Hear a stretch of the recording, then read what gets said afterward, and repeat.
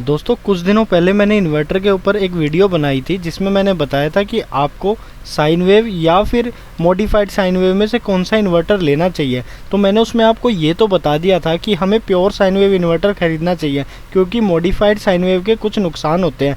आज हम डिस्कस करेंगे उन नुकसानों के बारे में।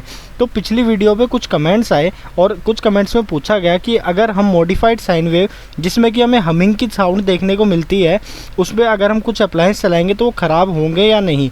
देखिए अब मैं आपको सीधा सीधा बता दूं, अगर आपको पहचानना है और आप टेक्निकल फील्ड से नहीं है कि आपके यहाँ कौन सा इन्वर्टर लगा है और आपको उस पर कौन कौन से अप्लायंसेस चलाने चाहिए, तो मैं बताता हूँ पहले प्योर साइन वेव के लिए।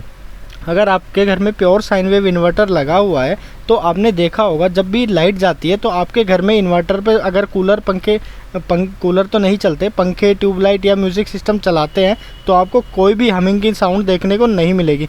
बट अगर आपके घर में, जो कि ज़्यादातर घरों में है, ज़्यादातर घरों में क्योंकि मॉडिफाइड साइन वेव इन्वर्टर ही होता है क्योंकि इसकी जो कॉस्ट होती है वो कम होती है, ख़रीदते वक्त जो इनिशियल कॉस्ट है इसकी कम है और ये थोड़ा सा महंगा आता है, इसीलिए इसको लोग कम ख़रीदते हैं और लोगों में अवेयरनेस भी कम है इन दोनों के डिफरेंस के बारे में, तो लोग ऐसे ही कोई भी ले आते हैं।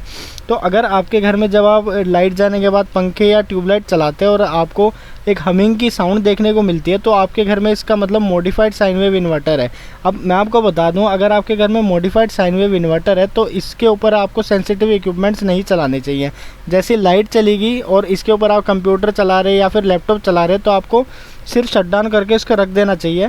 ज़्यादा देर तक यूज़ करेंगे क्योंकि वो सेंसिटिव होते हैं और इसकी जो वेव फॉर्म होती है इस वाली वेव फॉर्म से, क्योंकि जो हमारे घर में सप्लाई आती है उसकी वेव फॉर्म होती है साइनसोइडल, जो कि ये वेव फॉर्म है। पर जो हमें मॉडिफाइड साइन वेव आउटपुट देता है वो कुछ इस तरीके का आउटपुट देता है जो कि मॉडिफाइड साइन वेव है।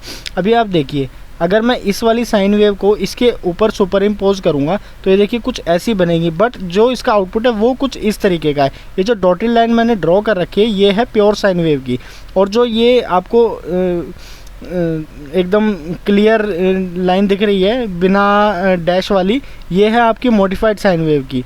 ठीक है, तो आप इससे फ़र्क देख सकते हैं कि ये अप्लायंस तो ख़राब करेगा ही करेगा। इसलिए सेंसिटिव इक्विपमेंट्स जैसे आपका लैपटॉप हो गया और टीवी हो गया या म्यूज़िक सिस्टम, वो आपको इसके ऊपर नहीं चलाने चाहिए ज़्यादा देर तक। आप इसके ऊपर ट्यूबलाइट चला ले, पंखे चला ले, उनको ज़्यादा हार्म नहीं होता। बट जो भी सेंसिटिव इलेक्ट्रॉनिक इक्विपमेंट्स हैं वो आपको इसके ऊपर कम चलाने चाहिए क्योंकि ये उनको काफ़ी हद तक हार्म करता है। और अगर आपके पास प्योर साइन वेव है तो उसके काफ़ी सारे बेनिफिट्स हैं, वो आपके इक्विपमेंट्स को हार्म नहीं करता क्योंकि इसकी जो आउटपुट होती है वो हमारे घर में जो सप्लाई आती है उससे मैच करती है, तो ये कभी भी हार्म नहीं करता। तो इसीलिए हमेशा जब भी ख़रीदे प्योर साइन वेव इन्वर्टर ही ख़रीदे। एक बार महंगा तो होगा पर आपको बार बार दिक्कत नहीं आएगी, क्योंकि पहले बुज़ुर्ग भी कहते थे कि सस्ता रोता है बार बार और महंगा रोता है एक बार, इसलिए महंगा ले पर अच्छी चीज़ ले। Thanks for watching.